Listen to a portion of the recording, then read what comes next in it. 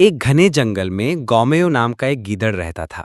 एक दिन वो बहुत भूखा था और भोजन की तलाश में जंगल में इधर उधर भटक रहा था। वो यहाँ वहाँ घूमता रहा इस उम्मीद में कि कुछ खाने को मिल जाए। बहुत देर तक घूमने के बाद वो एक सुनसान युद्ध भूमि पर पहुंचा। वहां चारों ओर टूटे हुए हथियार, ढालें और अन्य चीजें बिखरी पड़ी थीं। जैसे ही उसने उस जगह को टटोलने लगा, उसकी नजर एक बड़े ढोल पर पड़ी जो एक पेड़ के नीचे रखा था। जब भी हवा चलती, पेड़ की एक मुलायम सी डाली ढोल से टकराती और एक गूंजती हुई खोखली सी आवाज निकलती। इस अजीब आवाज को सुनकर गौमयों को बहुत जिज्ञासा हुई। वो धीरे धीरे ढोल के पास गया और हर तरफ से उसे ध्यान से देखने लगा।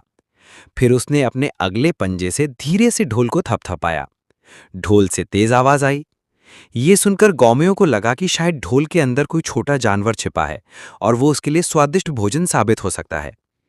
लेकिन जब उसने ढोल को फाड़ने की कोशिश की, तो उसे पता चला कि उसकी सतह बहुत मजबूत है। उसके पंजे और दांत उस पर कोई असर नहीं कर सके। चाहे उसने कितनी भी कोशिश की, वो उसे नहीं तोड़ सका। गौमयो बहुत चालाक था। उसने एक योजना बनाई।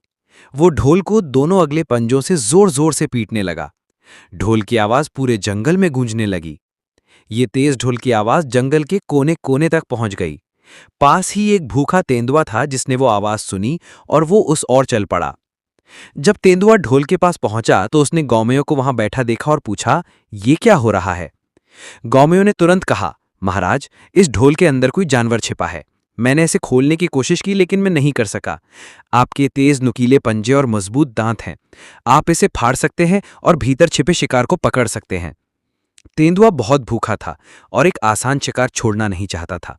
उसने बिना ज्यादा सोचे अपने भारी पंजे से ढोल पर जोर से मारा। ढोल तेज आवाज के साथ फट गया। लेकिन तेंदुआ और गौमेयो दोनों हैरान रह गए, क्योंकि ढोल के अंदर कुछ भी नहीं था। वो बिल्कुल खाली था। ये देख तेंदुआ बहुत गुस्सा हो गया। वो गौमेयो की ओर घूमते हुए गुर्राया, तूने मुझे धोखा दिया और मेरा समय बर्बाद किया। इस ढोल में कोई जानवर नहीं है। अब मैं तुझे ही खा जाऊंगा।